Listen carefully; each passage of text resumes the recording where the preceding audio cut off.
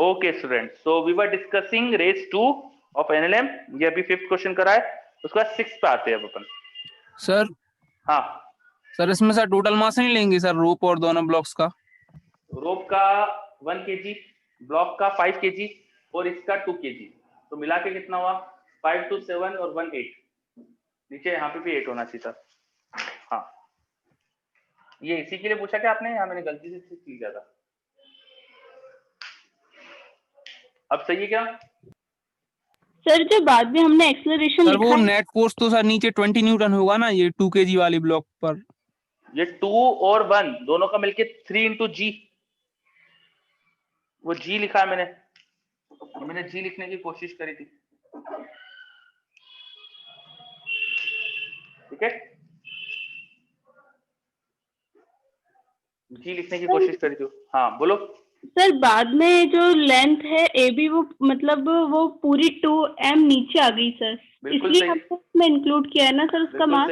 बिल्कुल सही, बिल्कुल सही यस सर, यस है ना। सर। क्वेश्चन में यही तो बोला, बीसी पहले 0 है और बाद में बीसी पूरा 2 मीटर हो गया, तो बीसी की वैल्यू 2 मीटर कैसे हो सकती है जब ये 2 मीटर की रस्सी पूरी नीचे आ जाएगी, है ना। बिल्कुल यस सही, सर। यस। चलो वेरी गुड, आगे 6 बोला था, इसके बाद 6 करते हैं। In the system shown in figure the pulley is smooth and massless. Pulley smooth और मासलेस है, मतलब आइडियल है। The string has a total mass of 5g। 5g का स्ट्रिंग का मास है। g आई थिंक फॉर ग्राम होना चाहिए यहाँ पे, क्योंकि मास को केजी या ग्राम ऐसे मेजर करते हैं, उसमें से g लगाते नहीं नॉर्मली, तो ये g ग्राम का होना चाहिए था। If the two suspended blocks have masses 25g and 15g, ये भी ग्राम से मासेस दिए ब्लॉक्स के। The system is release from state L equal to 0 and it is studied up to L dash equal to 0। ये जरा L और L dash क्या है, तुम जरा डायग्राम देखो जो साइड में दिया है। उन्होंने जो A के साथ जो रोप है ना उसकी लंबाई देखो, उन्होंने L दिखाई है, और जो B के साथ रोप है उसकी लंबाई उन्होंने L dash दिखाई है। तो कहना ये चाह रहे हैं कि पहले L 0 है, मतलब A के ऊपर की जो रोप है वो 0 लेंथ की है, मतलब वहां रस्सी है ही नहीं, सारी रस्सी B की तरफ है, और बाद में B से पूरी रस्सी A की तरफ आ गई। समझ में आ रहा है कभी क्या कहना चाह रहा है यहाँ? सर दोनों में ही 0 0 दिया है उसने, L इक्वल टू 0 और L डैश भी 0। हाँ, अभी क्या बोला आपने, क्या बोला? वही बोला सर जो कभी कहना चाहते हैं सर। हाँ, पहले तो L 0 है और बाद में L डैश 0 है, तो ऐसा कुछ है पहला केस।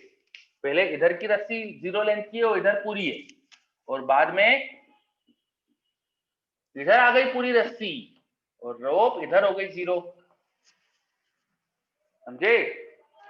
ऐसा क्यों हुआ होगा? देखो जरा, एम एम ए जो ब्लॉक है ना उसका मास ज्यादा है, तो ये दोनों ऐसे जाने की कोशिश करेंगे, उसकी वजह से ए नीचे आ गया और बी ऊपर चला गया। तो इधर की जो रस्सी की लेंथ थी वो L थी, वो शुरू में 0 है, और यहाँ पूरी की पूरी L डैश थी, मतलब सारी रस्सी इधर थी पहले, और बाद में इधर जो रस्सी है वो 0 लेंथ की हो गई, पूरी रस्सी इधर आ गई। ऐसा कहना चाह रहे वो। चलो, अगर क्वेश्चन अब समझ में आया है तो मुझे लगता है कि ये क्वेश्चन प्रीवियस क्वेश्चन जैसा ही है ना। आप ए का मास देखो 25g दिया है, और रस्सी की जो पूरी मास दिया है वो 5g दी है, तो पहले ऐसा कहना चाह रहे हैं कि पूरी रस्सी इधर है ना। मासेस भी लिख देता हूँ, 25 15, इसका 25g, इसका 15g, और इस रोप का 5g था। Yes sir.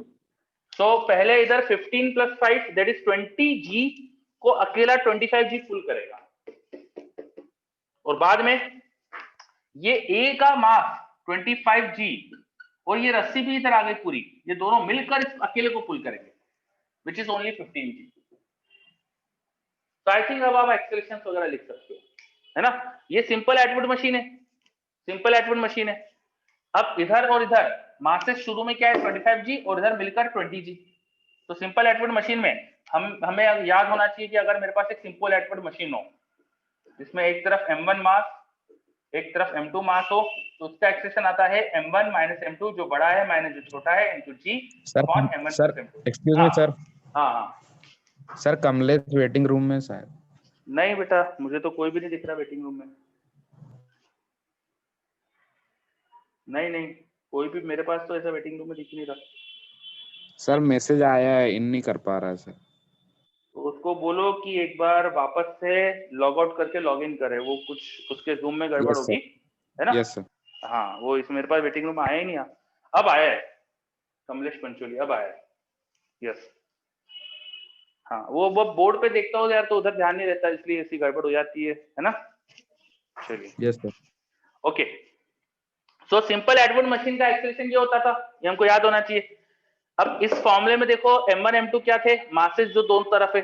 पहले यहाँ 25g का मास था और इधर 20g का मास था। तो पहले केस के लिए फर्स्ट जो केस है उसमें m1 को ले लेना 25g और m2 जो दूसरा तरफ ये टोटल मास है ये, वो m2 लिख देना आप 20g। ये पहले केस के एक्सप्रेशन से लिख देना। और दूसरे केस में इधर टोटल मास m1 हो जाएगा 25 + 5 दैट इज 30g, ठीक है, और m2 अकेला 15g बचेगा। तो ये m1 m2 की वैल्यू पुट करके मुझे लगता है एक्सप्रेशन आप निकाल सकते हो। Yes sir. आएगा? हाँ, इसमें वापस से जी मत डाल देना यहाँ, वो जी ग्राम का था मुझे ऐसा लग रहा है। सर रिपीट कर दीजिए, नेटवर्क प्रॉब्लम हुई थी। देखो रिपीट, अब देखो फिर से क्वेश्चन का मीनिंग समझना था मेन तो, कि भाई शुरू में दिया क्या है। उन्होंने दिया है कि यहाँ पहले रस्सी नहीं थी, वो पूरी रोप इधर थी। शुरू में ऐसा कहा है उन्होंने कि ए के ऊपर की जो रोप जो एल लंबाई की बताई है उन्होंने, वो 0 है। और बाद में ये पूरी एल डैश इधर थी, मतलब कि सारी रस्सी इधर थी, और बाद में पूरी रस्सी इधर आ गई। तो हमने इसको कंपेयर करा सिंपल एटवुड मशीन से। सिंपल एटवुड मशीन में 2 मासेस होते हैं और आइडल रोप होती है। तो 2 मासेस अगर हो तो ये एक्सप्रेशन आता है वहां, और वही फंडा मैंने यहाँ लगाया। यहाँ पे एक मास है 25g और दूसरा ये रस्सी और इसका मास मिलाकर m2 मास अपन पुट कर देंगे 20g। और बाद में जब पूरी रस्सी इधर आ गई तो यहाँ मास 30g हो जाएगा और उधर 15g हो जाएगा, ठीक है? Yes sir. चलो आगे बढ़ते। क्वेश्चन 7 आया मेरे पास। 13th question. हाँ 7 पहले देख लेते यार, हाथ में जो है। Figure shows man pulling a rope with such a force that the Planck is held in position. Held in position मतलब वो रेस्ट पर है। हेल्ड इन पोजीशन का मतलब रेस्ट पर है। मैं भी एफबीटी बनाता हूं उसका, एक मिनट। ये मैं शेयरिंग ऑफ करूं क्या? आपको पूरी स्क्रीन दिख रही है क्या? मेरा बोर्ड पूरा दिखाई दे रहा है आपको? Yes sir. Yes sir. एक सेकंड।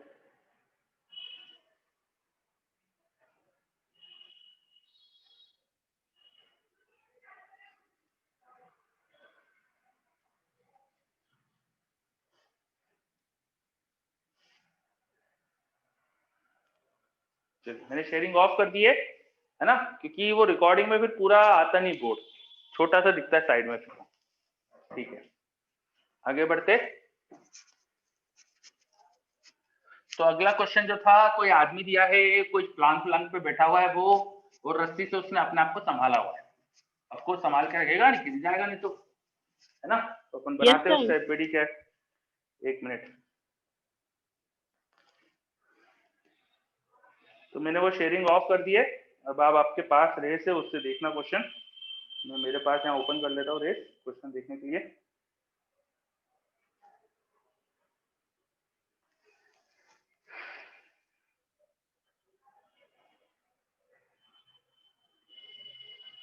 ये रहा।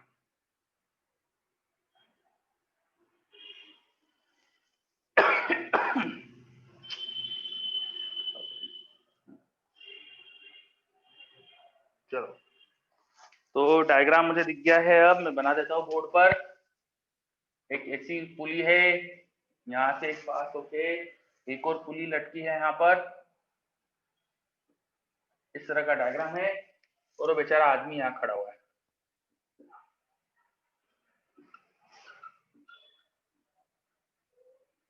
ठीक है, ऐसा डायग्राम दिया है, और ये ऊपर सीलिंग से बंधी हुई है। चलो, अब एक चीज देखना, ऐसे क्वेश्चन जितने भी होते हैं ना, तो कितने सज्जन लोग होते हैं ये क्वेश्चन बनाने वाले। सिर्फ आदमियों को लटकाते, महिलाओं को नहीं लटकाते, है ना? तो बहुत सज्जन लोग होते हैं। Figure shows a man pulling a rope Yes, with sir. Such a force that Planck is held in position. हाँ, मतलब ये है ना, सारी महिलाएं समझे, देखो कितने अच्छे लोग हैं ना ये। सर हम दुख समझ सकते हैं। हाँ वही दुख। बिना बोले दर्द समझ गए तुम, क्यों? The weight of the rope, plank and the pulleys are to be neglected. Plank का वेट नहीं है, रोप का नहीं है, पुली का भी नहीं है, सब निग्लेक्ट करना है। जी 10 मीटर पर सेकंड स्क्वायर दिया है। Wait of the man is 80 kilogram force. 80 kilogram force मतलब 80 केजी का उसका मास वास ले सकते हो आप। Then the force with which the man pulls the rope, आदमी किस फोर्स से रस्सी को पुल करना चाहिए, ये पूछा है। अब आदमी ने रस्सी को किसी फोर्स से पुल करा तो उतने ही फोर्स से रस्सी उससे पुल करेगी, एक्शन रिएक्शन पेयर फोर्स। तो रस्सी ने आदमी पे जो फोर्स लगाया मान लो टी है, मतलब आदमी ने भी रस्सी पे टी फोर्स लगाया। ये बात समझ में आई क्या? Yes sir. मैंने माना कि रस्सी ने आदमी पे टी फोर्स लगाया। अच्छा, रस्सी ने आदमी पे टी फोर्स लगाया था, रोप में टेंशन टी, वही टेंशन टी यहाँ भी लगेगा, सेम रोप है ना। और यहाँ टी तो यहाँ 2T होना चाहिए। पुली आइडियल है तो पुली में नीचे 2T तो ऊपर भी 2T, यहाँ फिर वही 2T आ जाएगा, यही रोप यहाँ आ रही है। तो आप अगर ध्यान से देखें तो मैन प्लस प्लांक इनको मिलाकर देखिए, अगर मैन और प्लांक इनको अगर मिला के देखिए अपन, तो ये मैन के ऊपर लग रहा है टी, और यहां से एक टी और यहां से एक 2T, कितने फोर्सेस लग रहे हैं। और इनमें प्लांक का तो कोई वेट ही नहीं है, केवल मैन का है। 80 जी दिया है, 80 इंटू जी लगा देंगे तो ये 80 जी इनसे वेलेस होना चाहिए ना। टी कितना आ गया आंसर? 20 जी। 200 न्यूटन। Yes sir. सर इसमें पुली का जो सेकंड पुली सर नीचे दी है सर, उसका मोशन नहीं हो सकता है सर कि वो डिस्प्लेस हो जाए सर? कैसे होगा डिस्प्लेसमेंट बताओ? सर वो किसी सोर्स से टाइट नहीं है ना सर, वो तो ऐसे ही ये अगर लगी। ऊपर गई, सुनो, अच्छा ये अगर ऊपर गई तो इधर और इधर दोनों तरफ रस्सी की लंबाई बढ़ना चाहिए यस सर। ना। ये रस्सी की लंबाई कैसे बढ़ सकती है जब प्लांक ऊपर है यस सर। है ना। और इधर की रस्सी की लंबाई कैसे बढ़ सकती है जब आदमी उसको छोड़ दे, ढीला करे। Yes sir. ऐसा दिया है क्या क्वेश्चन में? नहीं सर, वो पुल कर रहा है सर रोप को। नहीं, ऐसा दिया है उसमें कि वो पोजीशन पर है। It is held in position. Held in position मतलब बस पकड़ के रुका हुआ है बस। तो हेल्ड इन पोजीशन का मतलब कि कहीं मोशन वगैरह नहीं है। Yes sir. है ना, बिल्कुल सही। सर रिजल्टेंट नहीं लगेगा? फिर से बोलो। रिजल्टेंट प्लैंक की वजह से। देख, मैंने प्लांक और आदमी को मिलाकर बनाया ना एफबीडी। मैंने अकेले आदमी को देखा थोड़ी है। अकेले आदमी को देखेंगे तो प्लांक का नॉर्मल दिखाएंगे, मैंने तो मिलाकर एफबीडी बनाया। तो उनके बीच का फोर्स जो है आपस का, वो थोड़ी दिखाएंगे। ठीक है? Yes sir. Very good. वो इंटरनल फोर्स हो गया उनका। चलिए 8, 9, रोक देना मुझको जो भी डाउट है। 10, 11, 12, 13 आया मेरे पास एक डाउट आदित्य का। Yes sir 13। हाँ चलो 13 आ जाते। Consider the situation shown in the figure, block B moves on a frictionless surface while the friction between A and the surface on which it moves is 8 Newton। 13 question में लिखा क्या है और नीचे डायग्राम तो अलग ही दिया है। Consider situation shown in figure, block B moves on frictionless surface while the friction between A and the surface on which it moves is 8 Newton। Find the acceleration with which the masses move and also the tension restraint। ये नीचे जो diagram दिया मुझे लगता है यही होगा इसका। मैं बना लेता हूँ बोर्ड पे इस डायग्राम को। यस सर यही है ना, यही डायग्राम होगा मुझे ऐसा लग रहा है। इस डायग्राम को बोर्ड पे बनाते हैं हम।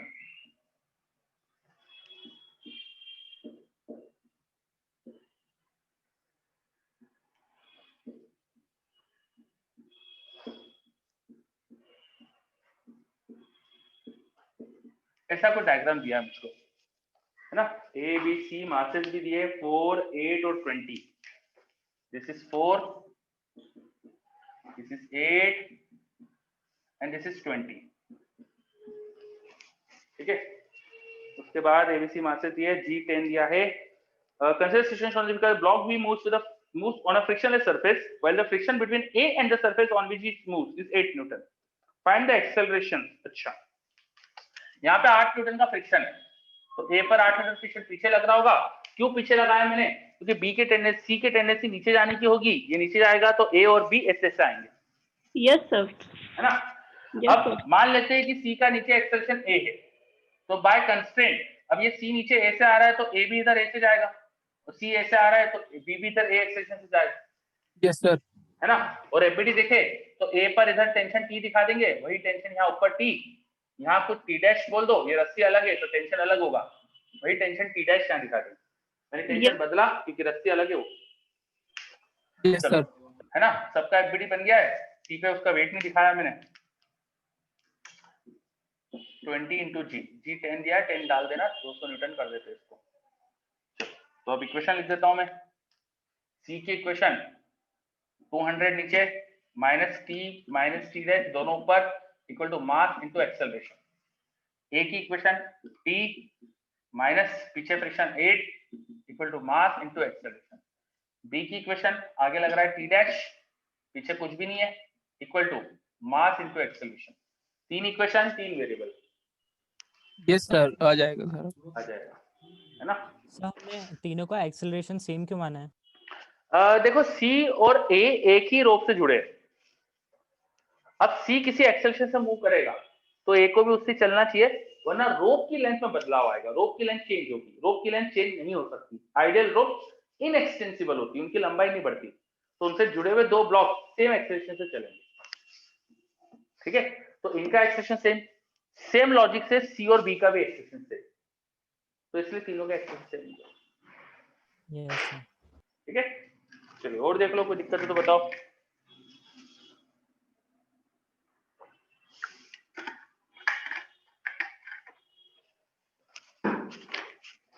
चलिए आई थिंक क्लियर है सबको। आगे आते हैं 13 क्लास 14 डाउट आया मेरे पास। 14 find the acceleration of the block of mass m2 in the arrangement shown in the figure. m2 का एक्सेलरेशन बताना है। with the mass m2 is theta times greater is the mass m1, the angle that is inclined plane was the theta minus the position, ठीक है। तो आसान question दिख रहा है मुझको, यहाँ m1 पुली ऐसे कुछ पास हो रही है, यहाँ पे नीचे एक और पुली हैंग करिए, यहाँ वो फिक्स है और इधर एक मास और लटका दिया जिसे m2 बोला है ना, ये m2 m1, ठीक है। और मास m2 is theta time great S m1, ये बोला, इसको बाद में लगा देंगे। चलो अब m2 बढ़ा दिया, हैवी दिया है, तो उसकी तरफ चीजें जा रही होगी। एक्सेलरेशन m2 का मान लेते हैं, कुछ मान लेते हैं, इसका एक्सेलरेशन नीचे a है, अब इसका एक्सेलरेशन a है तो इसका होना चाहिए इधर 2 है, नेक्स्ट इसका होना चाहिए a/2। कैसे, रुको मैं बेसिक से कर देता हूँ, है ना, ज्यादा वो नहीं करते अपन, बेसिक से कर लेते हैं। यहाँ का रस्सी का टेंशन T मान लो, तो यहाँ भी नीचे T, यहाँ भी नीचे T, इसमें हो जाएगा 2T, वही 2T इस पे लगेगा। m1 का एक्सेलरेशन a1 मान लेते हैं और m2 का बोल देता हूँ मैं a2। By tension work method, tension into displacement का प्रोडक्ट, टेंशन इंटू डिस्प्लेसमेंट का प्रोडक्ट मतलब वर्क टोटल जो आएगा रस्सी का 0 आना चाहिए। रस्सी का इस पे जो वर्क होगा, इसका डिस्प्लेसमेंट नीचे मान लीजिए मैंने बोला है y, इसका डिस्प्लेसमेंट मान लीजिए इधर मैंने बोला x, तो इस पे टेंशन के अलोंग डिस्प्लेसमेंट है 2tx प्लस इस पे टेंशन के अपोजिट डिस्प्लेसमेंट है -ty, शुड बी 0। यहाँ से मिला 2x इक्वल टू y। क्या ये समझ में आया? Yes sir. है ना, मैं थोड़ा फास्ट कर रहा हूँ, आप प्लीज अगर Yes, कुछ sir. दिक्कत आए तो बोल देना, है ना। चलिए, तो ये मैंने टेंशन वर्क मेथड से लिख दिया, जिससे मुझे समझ में आ रहा है कि double of x displacement is equal to y displacement. y x का डबल है, और इसका एक्सेलरेशन अगर a मानूं, x को मैं अगर इसका एक्सेलरेशन a बोलूं तो वहां उसका डबल होना चाहिए, y is 2x, इसका मतलब एक्सेलरेशन भी डबल, तो वो 2a होना चाहिए। डिस्प्लेसमेंट डबल तो एक्सेलरेशन भी डबल। क्या क्लियर हुआ? Yes sir. बस इसके बाद क्या करेंगे बताओ? इसके बाद क्या करना चाहिए? फॉर्म करेंगे सर। इक्वेशंस लिख देंगे सर। बस, और एनालिटिक की इक्वेशंस लिख दो, सॉल्व कर दो, हो जाएगा। तो मुझे लगता है इसके आगे मुझे भी नहीं बोलना चाहिए, बताना चाहिए, क्या बताओ? नोट मुझे सर लगता कर है लेंगे। बच्चों को ज्यादा कर दिक्कत लेंगे। ये इसमें आती है, कंस्ट्रेंट में यस आती है। सर, हो जाएगा। हाँ, तो अब करना, अभी भी बताओ, अगर डाउट हो तो मैं कर दूंगा पूरा, ऐसे कोई टेंशन, ये मत प्रेशर मत फील करो कि मैसेज करके बोल दो। नो सर कर लेंगे। कर लोगे? सर स्ट्रिंग्स में भी मास होता तो 20 kg के साथ ऐड करते ना 13 क्वेश्चन में। अब 13 में छोड़ो, मास हर जगह नहीं लगाते रहना स्ट्रिंग में, आगे बढ़ो अभी तो। चलिए 13 हो गया, फिर नेक्स्ट पे आते 15 सर। 15 पे आते। Man thinks about 4 arrangement as shown in to rise 2 small block each having a mass m. Which of the arrangement would take minimum time? Time किसमें कम? जिसमें एक्सेलरेशन सबसे ज्यादा, उसमें टाइम सबसे कम। एक्सेलरेशन सबसे ज्यादा किसमें होगा वो बताओ। अब आप एक्सेलरेशन निकालो हर केस का, बैठ के हर केस का एक्सेलरेशन निकालो और देखो कि किसका एक्सेलरेशन ज्यादा है, वो आंसर हो जाएगा, उसमें टाइम कम लगेगा, है ना। जैसे किसी एक का मैं कर देता हूँ, तो बी सबसे बड़ा दिख रहा है या डी, दोनों में से तुम बोलो, उसका कर देता हूँ। सर एक्सेलरेशन को जी ही लेना है ना सर? क्यों जी क्यों लेना है? जी ही लेंगे ना सर? क्यों लेंगे जी? देखो क्वेश्चन में एफ फोर्स लगाया है, इंस्टेंट थ्योरम से करना है सर। क्वेश्चन में फोर्स लगाया है, डायग्राम देखो, चारों में एफ फोर्स लगा हुआ है। Yes sir. है ना। जैसे मैं बी वाला कर देता हूँ, ठीक है, बी वाला मैं कर देता हूँ। बी में पहले ऐसी 2 पुली दिखाई है जिन पे एक रोप ऐसे पास कर रही है, जो यहाँ पे आके कहीं बंधी हुई है। हाँ, उसको कोई बांधा हुआ है यहाँ पे, उसको बांधा है, यहाँ दिखा देता हूँ। और यहाँ से एफ फोर्स दिखाया उन्होंने,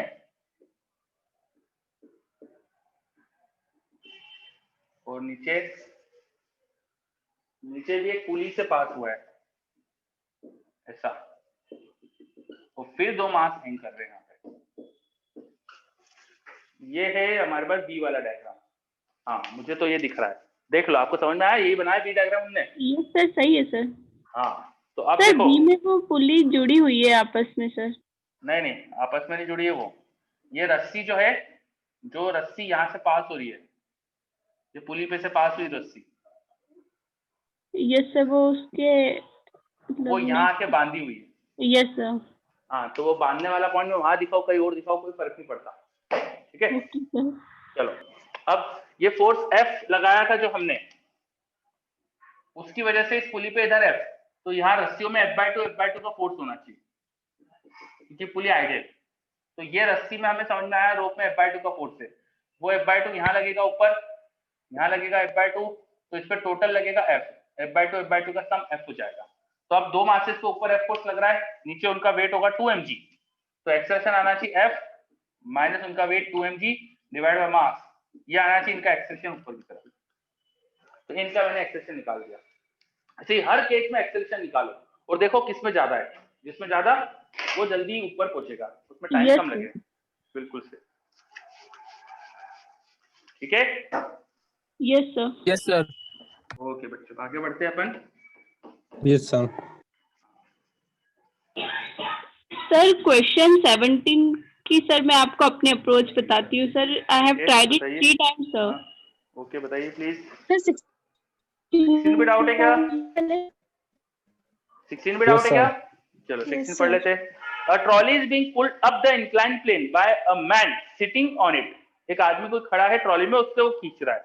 As shown in the figure, he applies a force of 250 Newton.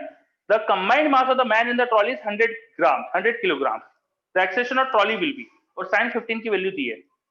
तो यार इसमें वही करो यार, ये रस्सियों का टेंशन मिल जाएगा भाई। लड़के ने रस्सी पे जो फोर्स लगाया उतना ही रस्सी में टेंशन आएगा, तो रस्सी का टेंशन 250 न्यूटन का है। और वही टेंशन, जरा वो लड़का और ट्रॉली को कंबाइंड ब्लॉक मान लो, वो लड़का और ट्रॉली ये कंबाइंड सिस्टम बन गया। तो इन पे देखना कि रस्सी तो एक तो लड़के के हाथ में, और फिर घूम के आई है दूसरी पुली से। ये वो रस्सी आगे जाके यहाँ से घूमी और इस पुली से पास हो गई है, इस तरह से कुछ गई है वो रस्सी। आगे वो बंधी हुई है दोनों पुली, ये यहाँ पे बंधी हुई है, यहाँ बंधा हुआ है। तो रस्सी में 250 न्यूटन का फोर्स है, क्योंकि लड़के ने इसको 250 न्यूटन से खींचा। तो यही 250 न्यूटन यहाँ भी होगा, यहाँ भी होगा, और यहाँ हो जाएगा फिर वो 500 न्यूटन। ये समझ में आया?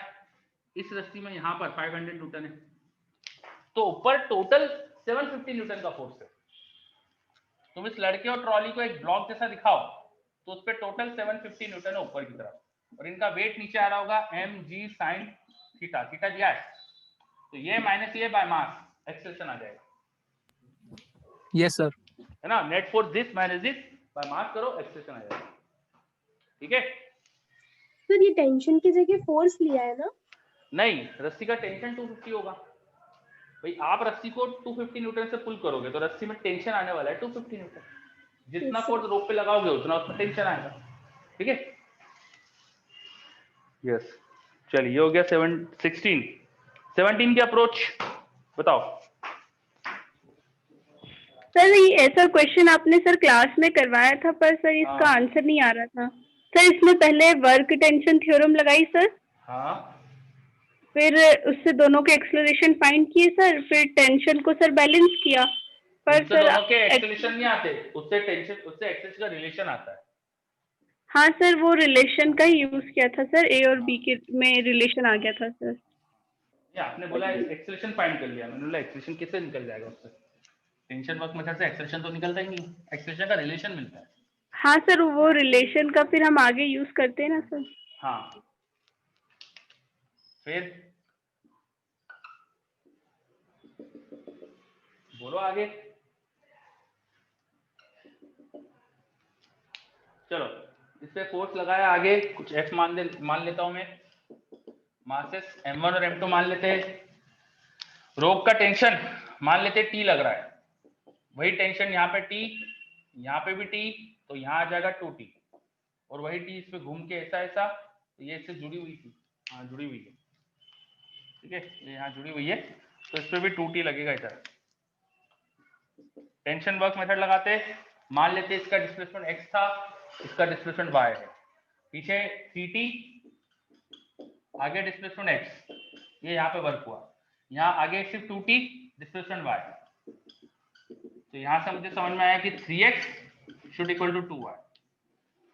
x इसका डिस्प्लेसमेंट, इसका एक्सेलरेशन a1 मान लेता हूँ, y इसका डिस्प्लेसमेंट, इसका एक्सेलरेशन a2 मान लेता हूँ। तो यहाँ से समझ में आया 3 टाइम x को a1 लिख दो, y को a2 लिख दो। ये एक रिलेशन आ गया एक्सेलरेशन में।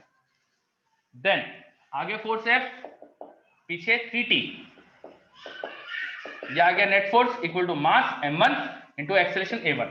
दूसरे ब्लॉक पे सिर्फ 2T लग रहा है, equal to mass into acceleration a2, और a1 a2 का रिलेशन एक पता है हमको, ये 3a1 equal to 2a2। We have 3 equations and 3 variables, a1, a2 and t. Is it solvable?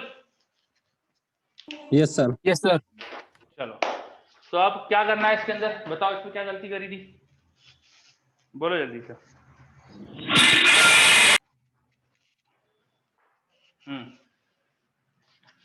क्या समस्या हुई थी इसमें, क्या गलती करी थी, क्या एक्सेलरेशन का रिलेशन यही आया था आपका? सर जो फर्स्ट रिलेशन हम लोगों ने लिखा उसमें सर 4ty पता नहीं कहाँ से लिखा हुआ है सर। मैंने तो 40 लिखा ही नहीं कहीं सर, पर मैंने 40 लिखा है सर। तो कहाँ लिखा है 40, बताओ कैसे 40 कर दिया। Just a second sir. होता है कभी कभी, बताओ चलो, अच्छा दिख रहा है तो बताओ। क्या सोचा है बताओ। सर वो M2 मास को मैंने कनेक्ट कर दिया था सर, जो तो आपने यहाँ जोड़ दिया, ऐसा कुछ करा? Yes sir. हाँ, और सर देखो, 2 बार ये सेम मिस्टेक हो गई सर। तो दोनों बार क्वेश्चन ढंग से नहीं देखा मतलब, ठीक है। हाँ सर इसीलिए सर। तो ऐसा नहीं करना चाहिए। चलो 19। In the arrangement shown in the figure, M1, M2 pulleys are massless and strings are light. ठीक है। For what values of capital M the mass M1 moves with constant velocity? M1 constant velocity चलना चाहिए, मतलब उसका acceleration 0 आ जाना चाहिए। तो ये तो आसान है यार, बस M1 का एक्सेलरेशन 0 है और बाकी का एक्सेलरेशन का रिलेशन लिख देना फिर। तो ये समस्या क्यों है आपको? हो गया? सर वो कैलकुलेशन मिस्टेक। देखो टेंशन वर्क मेथड लगाओ और कैपिटल एम, बाकी के लिए बता देता हूँ, कैपिटल एम और M2 इनका एक्सेलरेशन का रिलेशन आ जाएगा, ठीक है। M1 का तो एक्सेलरेशन पता ही है 0 है, और उनका एक्सेलरेशन का रिलेशन आएगा बाय टेंशन वर्क मेथड, और फिर इक्वेशंस वगैरह लिखो और ऑटोमेटिकली इक्वेशन बन जाएगी यार। M1 का एक्सेलरेशन 0 है तो फोर्स बैलेंस होगा, उससे अपन को बहुत सारी चीज दिख जाएगी। M1 का एक्सेलरेशन 0 तो M1 रस्सी जो है उसमें नीचे जो M1 से जुड़ी हुई है उसमें M1G का फोर्स आ जाएगा, समझे। M1G का फोर्स होना चाहिए Yes, sir. क्योंकि M1 अगर रेस्ट पर है, नीचे M1G वेट, ऊपर टेंशन, तो tension should equal to m1g। चलो फिर रेस 3 पे आए। Yes sir. Yes sir. चलो बताते जाओ इसमें। अब पहले 4-5 क्वेश्चन में कोई डाउट? रेस 3 के चले पहले 4-5 क्वेश्चन में कोई भी डाउट है क्या?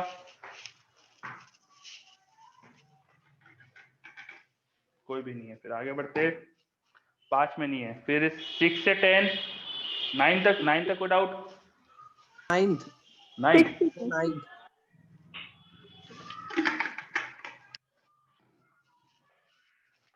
6 आया है और 9 आया। चलो 6 देखते पहले। A child weighing 27.5 kg stands in an elevator.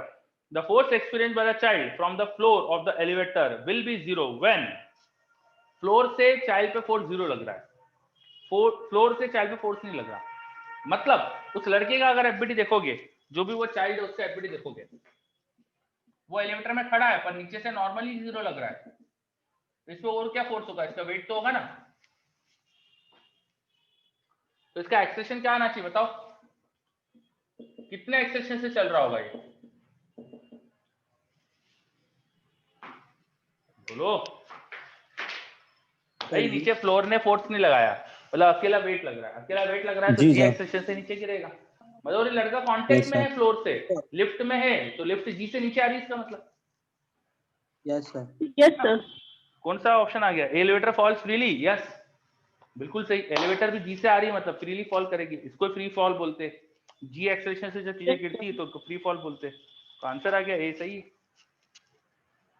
चलो 6 के बाद मेरे पास 9 आया था। 9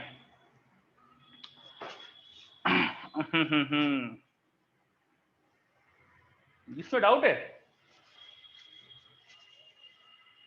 ये देखने का टफ क्वेश्चन है बच्चों, बस इसके देखने पे मत जाना। क्वेश्चन बहुत आसान है ये। चलो बताओ। अच्छा मुझे बताओ कि ट्राई कैसे करा, ये बताओ क्या करा इसके अंदर।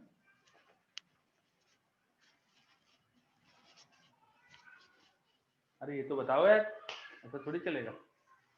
प्रबल बताओ कैसे ट्राई करा।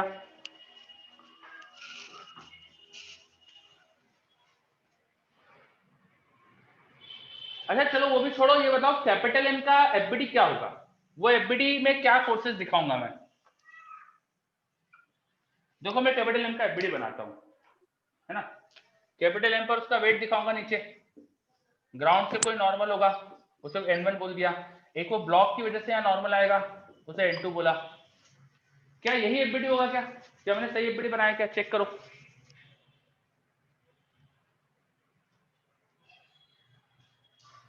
सब पुली पे से भी कुछ होगा। बिल्कुल सही, बिल्कुल सही। There is a pulley attached with this block, there is a pulley attached with this block. So एक काम करो, पुली को अलग मत करो, पुली को उसके साथ ही दिखा दो। पुली यू भी आइडियल है, उसका कोई वेट तो है नहीं, तो उसको साथ ही दिखा दो। तो जो पुली पे रस्सी की वजह से टेंशन होगा वही ब्लॉक पे भी लग रहा है। जो पुली पर रस्सी की वजह से टेंशन होगा वही ब्लॉक पर भी फोर्स जैसा मान लिया था। तो ये हो गया सही एफबीडी, कैपिटल एम का सही एफबीडी ये बन गया। समझ में आया? कितने बच्चों का एफबीडी Yes, गलत sir. था? कितने बच्चों का एफबीडी गलत है? देखो बोल ही नहीं रहे। अरे डिस्कशन का मतलब 2 वे होता है बच्चों। सही था सर। करेक्ट है सर। ठीक है, तो बस अब इसके बाद क्या करना है, एक एफबीडी बन गया और छोटे एम का भी एफबीडी बना लो। और छोटा एम का एफबीडी में बना ही देता हूँ ना यहाँ पे। लो इस पे टेंशन टी ऐसा दिखा देना, ये n2 इस पे ऊपर दिखा देना, तो उसका वेट नीचे mg दिखा देना। ये हो गया। अब एक्सेलेरेशन का ध्यान देना जरा। अगर ये छोटे एम को देखेंगे तो वो कैपिटल एम के रिस्पेक्ट में ऐसे ऊपर नीचे जा सकता है ना। वो कैपिटल एम के रिस्पेक्ट में ऊपर नीचे जा सकता है, रिलेटेड टू कैपिटल एम वो ऊपर नीचे जा सकता है। Yes sir. है ना। तो अगर इसके रिस्पेक्ट में देख लोगे तो आसान हो जाएगा उसको देखना, उसका एक्सेलेरेशन इसके रिस्पेक्ट वाला आसान हो जाएगा। तो with respect to capital M देख लेना इसको। तो इसका एक्सेलेरेशन इधर मान लेते चलो ए हो रहा है, पर अब ये अगर इधर ए से जाएगा, ये इधर ए से जाएगा, तो रस्सी में यहाँ लंबाई कम होगी, वो लंबाई कम होगी, तो कैपिटल एम को इधर ए से जाना चाहिए। आप अगर ध्यान से नीचे जो डायग्राम दिया वो देखो, ऐसा हमको डायग्राम दिया हुआ था, है ना। अगर ये ब्लॉक इधर जा रहा है, ये नीचे गया, तो इस रस्सी की लंबाई बढ़ी, तो इसकी कम होना चाहिए। इसकी कम कैसे हो सकती है? जब कैपिटल एम उतना ही इधर मूव करे, जब कैपिटल एम उतना ही इधर मूव करेगा, तब इस रस्सी की लंबाई कम उड़ जाएगा, समझे। और जितना है लेंथ कम होगी उतनी लेंथ यहाँ बढ़ेगी। तो इसका एक्सटेंशन ए, तो इस कैपिटल एम को ए से ही उधर जाना चाहिए, तो कैपिटल एम का एक्सटेंशन उधर ए होना चाहिए। और with respect to capital M देखा, तो इसका एक्सटेंशन ए नीचे होना चाहिए। अब ये विद रिस्पेक्ट टू एम है ना, तो स्यूडो फोर्स भी लगाना पड़ जाएगा।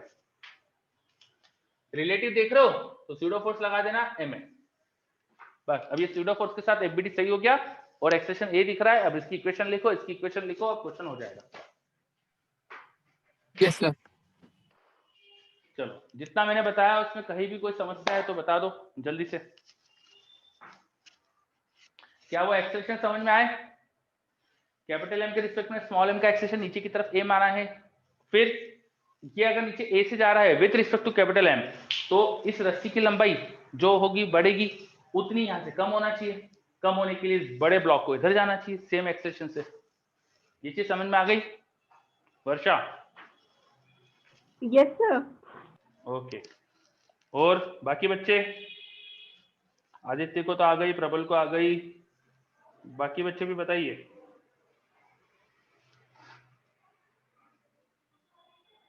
कमलेश, लोकेंद्र को आ गई, सुमित को आ गई, कमलेश को आ गई, वेरी गुड। आशीष को भी आ गया, वेरी गुड, सभी बच्चों को आ गया। चलिए, आस्था, आस्था का रिप्लाई नहीं दिख रहा अभी, हाँ उसको भी आ गया, ठीक है, बहुत बढ़िया। ठीक है, फिर आगे बढ़ते। अब 10 से 14 तक बताते जाओ, 10 से 14 तक बताते जाइए। मैं थोड़ा स्पीड तेज लेके चल रहा हूँ बच्चों, है ना, क्योंकि वैसे अपना ऑफिशियल टाइम तो हो गया इसका। आप भी खाना वाना पता नहीं खाया है कि नहीं आपने।